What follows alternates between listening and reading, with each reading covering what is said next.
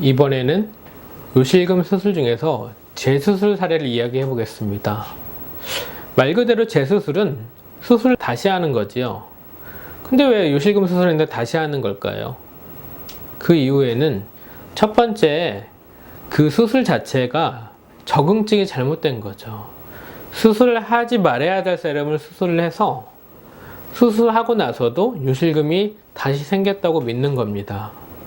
그러니까 요실금 수술을 해야 될 세럼을 수술을 해야 되는데 하지 말아야 될 세럼을 수술을 해서 그 요실금이 그대로 있는 거죠. 예를 들어서 절박성 요실금으로 화장실을 들락날락 가거나 급하게 가다 새는 경우가 있는데 이런 환자를 무조건 그냥 수술을 해버리고 마는 겁니다.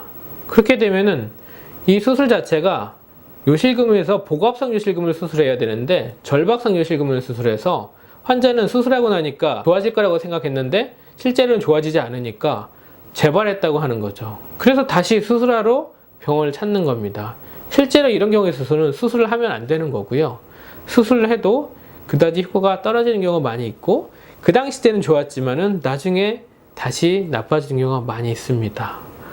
그렇기 때문에 재수술을 할 때에는 첫 번째 수술이랑 동일하게 검사를 정확하게 해야 되는 거죠. 이분이 복압성 요실금 포지션이 많은 건지 아니면은 다른 요실금이 있는데 복압성 요실금과 같이 믹스되어 있는 건지 그거를 정확하게 구분이 돼서 복압성 요실금이 있는 파트가 더 많구나, 그런 경우에 있어서는 수술을 합니다.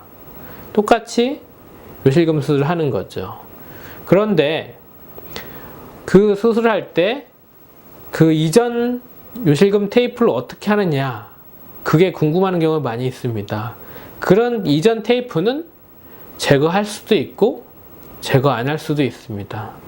더 자세히 얘기하면은 그 새로 들어갈 테이프 자리에 이전 테이프가 방해를 하거나 정 위치에 있지 않고 거슬린다면은 그 부분만을 제거를 하고 새로운 테이프가 들어가서 정 위치에 작용을 합니다.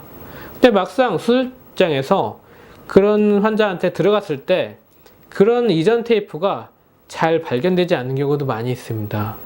그런 경우에는 일부러 그걸 제거할 필요 없이 그 위에다가 아니면 그 정 위치에다가 테이프를 정확하게 걸어주는 거죠.